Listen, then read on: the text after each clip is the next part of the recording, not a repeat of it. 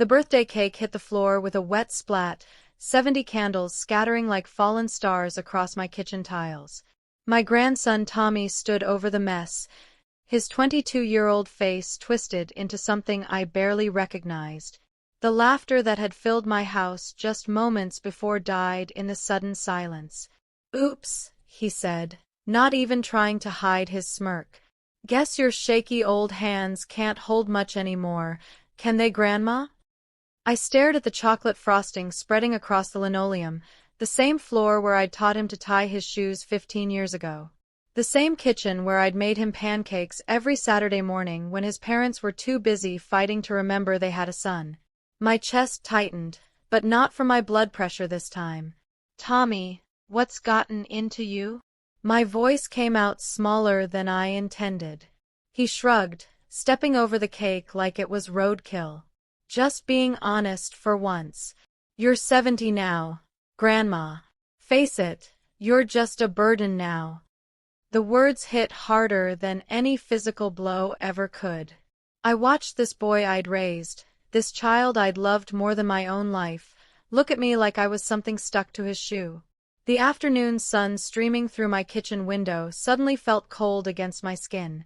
Before I go further, tell me in the comments where you're watching from, and if you're hooked already, a like and subscribe will keep these stories coming.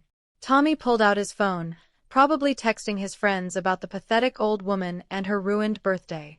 The soft clicking of his fingers on the screen filled the silence like tiny hammers. I could smell the chocolate cake mixing with the lemon cleaner I'd used to scrub these floors this morning, preparing for what I thought would be a celebration. "Your parents know you're here?" I asked, bending slowly to pick up the larger pieces of cake. My knees protested, but I wasn't about to let him see me struggle. "They're the ones who sent me." He didn't look up from his phone. "Said someone should check on you, make sure you haven't fallen and can't get up or whatever." Each word was a small knife. I'd built this house with my late husband 45 years ago. Raised Tommy's father in these rooms. Paid for Tommy's college tuition when his parents claimed they couldn't afford it. And now I was just a burden to check on. I stood up slowly, cake crumbs in my palm, and looked at the stranger wearing my grandson's face. "When did you become so cruel, Tommy?" For just a second, something flickered in his eyes. Something that looked almost like the little boy who used to climb into my lap during thunderstorms. But it vanished as quickly as it came. "I'm not cruel, Grandma. I'm realistic. You can't drive anymore. You can barely walk to the mailbox. Mom and Dad are tired of worrying about you living alone in this big house." He gestured around my kitchen like it was a prison. "Maybe it's time to think about one of those nice retirement homes." The cake crumbs fell from my hand back to the floor. "This is my home, Tommy. I built every inch of it with your grandfather." "Yeah, well, things change." He finally looked up from his phone, and his smile was sharp enough to cut glass. "Besides, it's not like you'll be around much longer anyway, right? Might as well make it easier on everyone." The sound of a car door slamming outside made us both freeze. Tommy's smile faltered for the first time since he'd arrived. Through the kitchen window, I could see a black sedan in my driveway, and a man in an expensive suit walking toward my front door with a leather briefcase in his hand. "You expecting someone, Grandma?" Tommy's voice had lost some of its edge, replaced by something that sounded almost like worry. I wiped my hands on my apron and walked toward the front door, leaving Tommy standing in the wreckage of my birthday cake. The doorbell rang once, sharp and official, echoing through the house like a gunshot. When I opened the door, the man smiled and extended his hand. "Mrs. Harrison? I'm James Mitchell from Mitchell, Barnes and Associates. I believe you've been expecting me." Behind me, I heard Tommy's footsteps approaching, his phone forgotten. The lawyer's eyes moved past me to take in my grandson, and something in his expression shifted. "Professional. Calculating." "Actually," the lawyer said, his smile growing wider, "this timing couldn't be more perfect." Tommy's face went white as the lawyer stepped into my living room, his polished shoes clicking against the hardwood floors I'd spent decades maintaining. The briefcase in his hand looked heavy, important, and Tommy couldn't stop staring at it like it might explode. "Grandma, who is this guy?" Tommy's voice cracked slightly, the cocky teenager from 5 minutes ago suddenly nowhere to be found. I settled into my favorite armchair, the one my husband had bought me for our 30th anniversary, and gestured for Mr. Mitchell to take the couch. "This is my lawyer, Tommy. We have some business to discuss." "Your lawyer?" Tommy laughed, but it sounded forced, nervous. "Grandma, you don't need a lawyer. What could you possibly—" "Mrs. Harrison," Mr. Mitchell interrupted smoothly, clicking open his briefcase.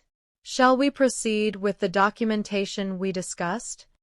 The leather briefcase opened with a soft snap, revealing neat stacks of papers, official seals, and what looked like property deeds. Tommy's eyes darted between the documents and my face, confusion replacing his earlier cruelty. "I don't understand," Tommy said, sinking onto the edge of the coffee table. "Grandma, what's going on?" I looked at this boy who'd just called me a burden, who'd knocked my birthday cake to the floor like it meant nothing, who'd suggested I should hurry up and die to make things easier for everyone. The same boy who used to beg me for bedtime stories and promised he'd take care of me when I got old.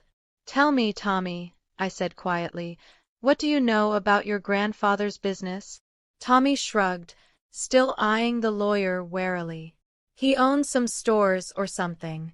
Dad said he sold them all before he died." Mr. Mitchell pulled out a thick folder and set it on the coffee table between us. "Actually, your grandfather was quite the entrepreneur. He owned 17 commercial properties throughout the city, including the shopping center where your parents' restaurant is located." The color drained completely from Tommy's face. "What?" "He also owned the apartment complex where you live," Mr. Mitchell continued, his voice matter of fact, "along with several other rental properties, 3 warehouses, and a significant stock portfolio." Tommy's mouth opened and closed like a fish gasping for air. But Dad said Grandpa left everything to the family. That's why they could afford the restaurant, why I could go to college." I leaned forward in my chair, watching my grandson's world crumble with each word. "Your grandfather left everything to me, Tommy. Every single property, every investment, every asset. I've been the one paying for your parents' restaurant lease. I've been the one covering your college tuition. I've been the one making sure your family had everything they needed." "That's impossible," Tommy whispered, but his voice lacked conviction. Mr. Mitchell spread several documents across the coffee table. Property deeds, bank statements, rental agreements, all bearing my name. "Your grandmother has been quite generous over the years, young man. Perhaps more generous than some people deserved." Tommy stared at the papers like they were written in a foreign language. "Grandma, I didn't know." "Of course you didn't know," I said, my voice steady despite the anger burning in my chest. "Because you never asked.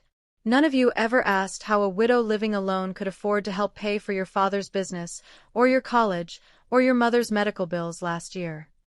The room fell silent except for the ticking of the grandfather clock in the corner.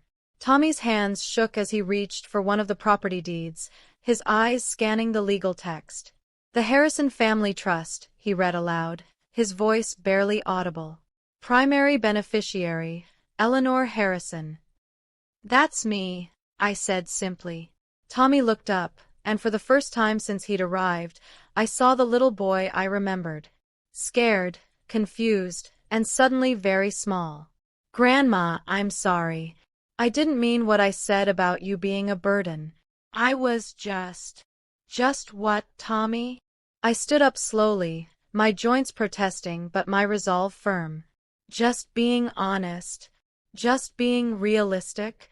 Those were your words, weren't they?"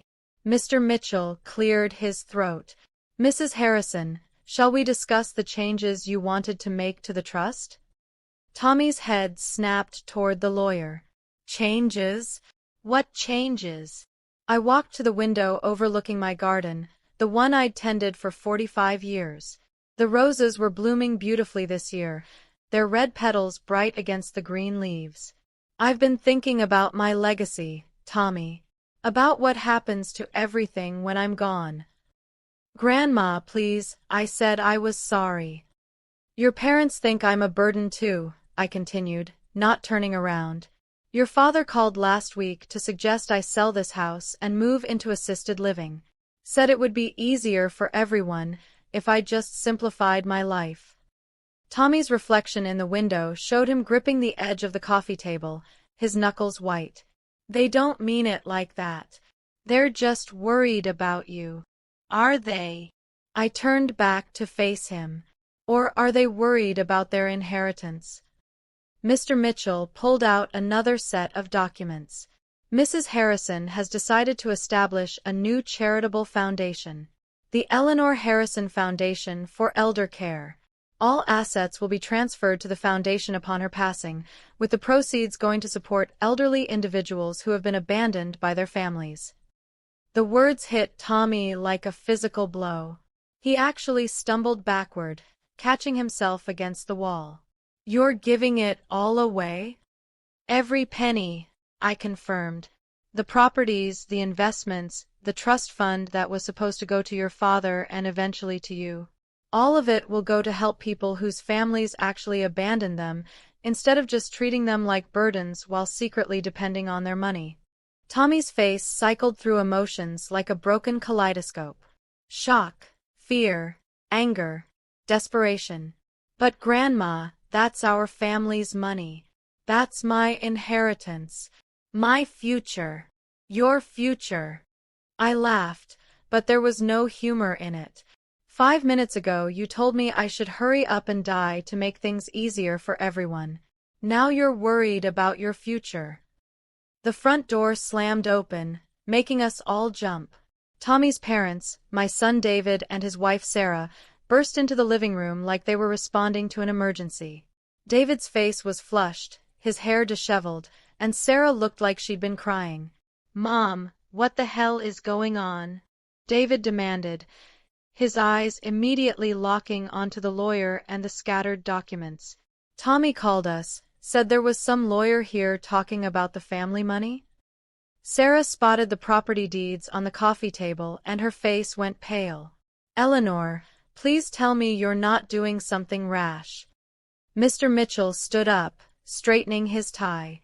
Mr. and Mrs. Harrison, I presume? Your timing is quite fortuitous. We were just discussing the restructuring of your mother's estate. David's eyes darted between the lawyer and me, panic creeping into his voice. Restructuring? Mom, you can't just change everything without talking to us first. We're family. Family. I repeated the word like it tasted bitter. Is that what we are, David? The room erupted in overlapping voices. Tommy trying to explain what had happened, Sarah demanding to see the documents, David insisting I couldn't make major decisions without consulting them. But through it all, I heard something else. The sound of another car pulling into my driveway. Mr. Mitchell checked his watch and smiled. Ah, right on time. Who else is coming? Sarah's voice pitched higher with each word. I walked back to the window and saw a van pulling up behind the lawyer's sedan. Bold letters on the side read, Channel 7 News. A reporter and cameraman were already climbing out, adjusting their equipment. Tommy followed my gaze and his face went ashen. Grandma, why are there news people here? I turned back to my family, these people who'd spent years taking my money while treating me like an inconvenience, and smiled for the first time all day. Because, Tommy, I thought the whole city should know about the Eleanor Harrison Foundation, and about why I decided to create it. The doorbell rang again, sharp and insistent, and through the window I could see the reporter checking her notes, preparing for what was about to become the biggest story of her career. The reporter's smile was bright and professional as she adjusted her microphone, but her eyes held the sharp hunger of someone who knew she'd stumbled onto something big. Behind her, The cameraman was already rolling, capturing every shocked face in my living room. "Mrs. Harrison, thank you for agreeing to this exclusive interview about your remarkable charitable foundation," she said, her voice carrying the practiced warmth of someone who delivered 1,000 news stories. "Can you tell our viewers what inspired you to donate your entire $70 million estate to help abandoned elderly citizens?" 70 million. The number hung in the air like a bomb that had just detonated. Tommy actually staggered backward, gripping the wall for support. Sarah made a sound like she was choking, and David's face went through several shades of red before settling on a sickly gray. 70 million? David whispered, his voice barely audible over the camera's quiet whirring. I smoothed my dress and looked directly into the camera lens. "Well, Rebecca, it's quite simple really. I realized that my own family saw me as nothing more than a burden. Just this afternoon, my grandson told me I should hurry up and die to make things easier for everyone." Tommy's face crumpled. "Grandma, please, I didn't mean." "And my son," I continued, my voice steady and clear, "has been pressuring me to sell my home and move into assisted living, not because he's concerned about my well-being, but because he's tired of worrying about me." The reporter's eyes lit up. This was better than she'd hoped for. "So you decided to leave your fortune to charity instead of your family?" "Every single penny," I confirmed. "The Eleanor Harrison Foundation will ensure that elderly people who've been truly abandoned get the care and respect they deserve. Unlike some families, the foundation will actually value their lives." David stepped forward, his face desperate. "Mom, you can't do this. We never said you were a burden. We love you. We're just concerned about your safety living alone in this big house." I turned to face my son, this man I'd raised and supported for 50 years. "David, when was the last time you visited me? Not to ask for money, not to check if I was still alive, but just to spend time with me." The silence stretched on so long that even the reporter looked uncomfortable. David's mouth opened and closed, but no words came out. "I'll tell you when," I said. "Christmas. 7 months ago.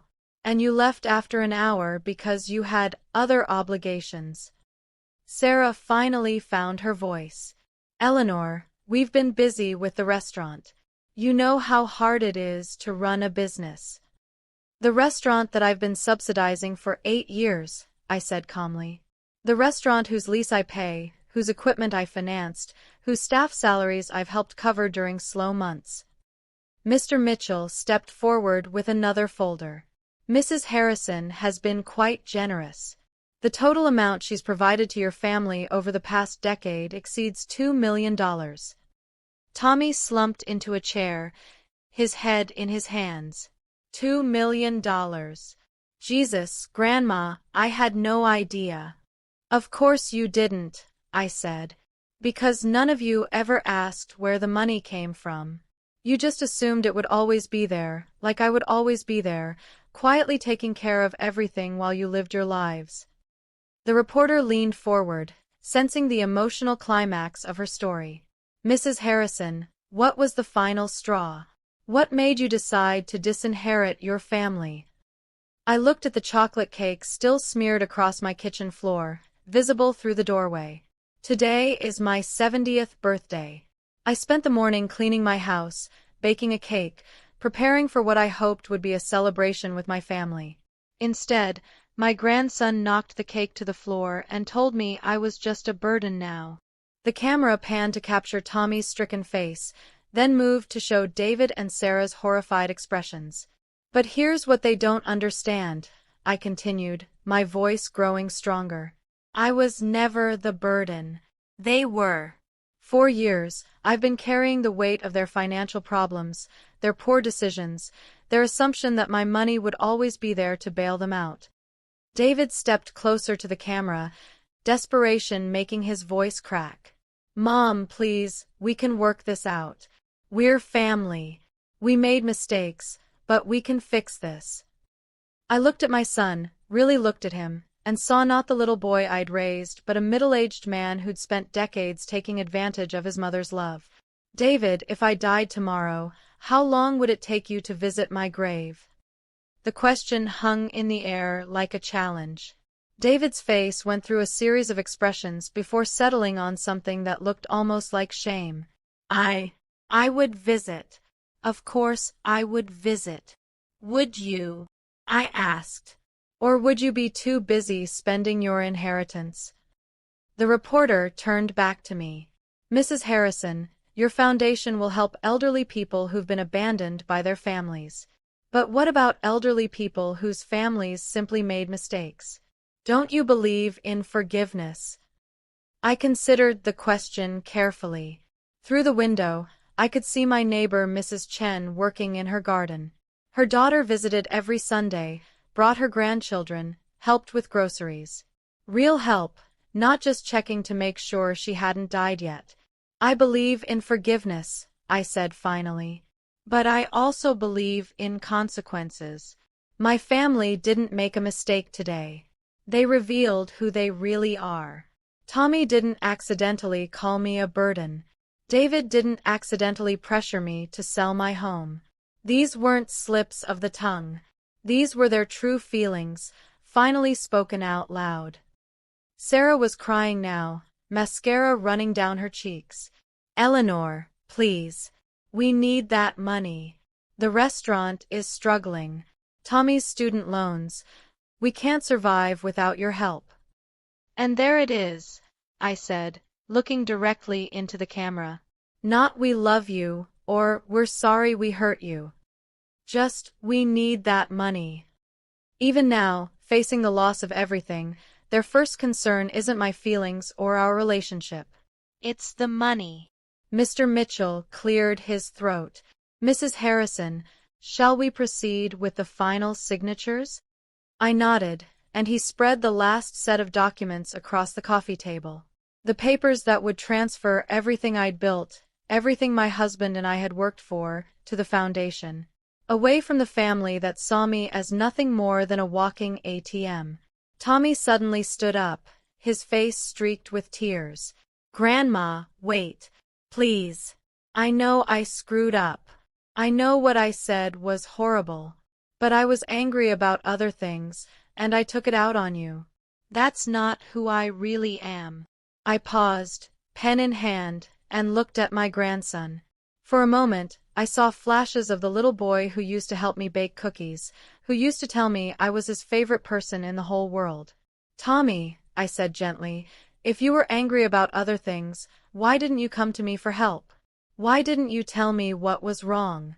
Instead, you came here and destroyed my birthday cake and told me I should die. I don't know, he whispered. I guess I thought you'd always be here. I thought I could treat you however I wanted and you'd still love me. I do still love you, I said, and his face lit up with hope. But love doesn't mean accepting abuse. Love doesn't mean letting people walk all over you just because they're family. I signed the first document with a steady hand. The deed to the shopping center, transferred to the Eleanor Harrison Foundation. David lunged forward. Mom, stop. You're making a huge mistake. We can change. We can be better. Can you? I asked, signing the second document. The apartment complex where Tommy lived, gone. Because 30 minutes ago, you didn't even know I owned these properties. You've been living off my money for years without even realizing it. How can you change something you don't understand? I signed the third document. The stock portfolio, worth $23 million, transferred to the foundation. Sarah collapsed onto the couch, sobbing. This is insane. You're destroying your own family over one bad day. One bad day. I looked up from the papers.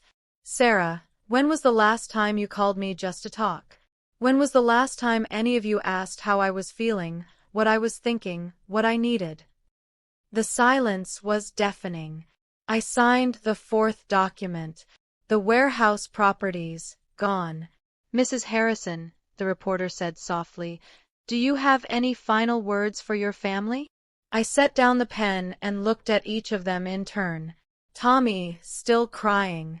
David, looking like he'd aged 10 years in the past hour. Sarah, staring at the signed documents like they were death certificates. I spent 70 years learning that love isn't about what people say, I said.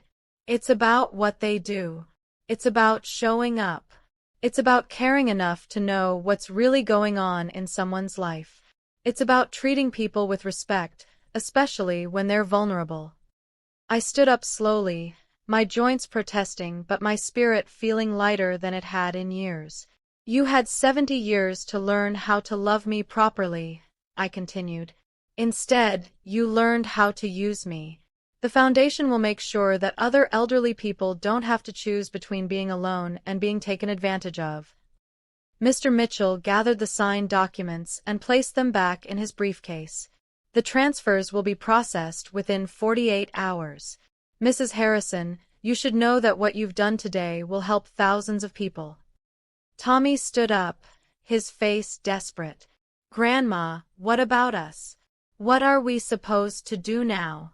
I walked to the window and looked out at my garden one more time. The roses were still blooming, still beautiful, still strong despite the storms they'd weathered. You're going to learn what I learned when your grandfather died, I said without turning around. You're going to learn how to take care of yourselves. You're going to learn that love and money aren't the same thing.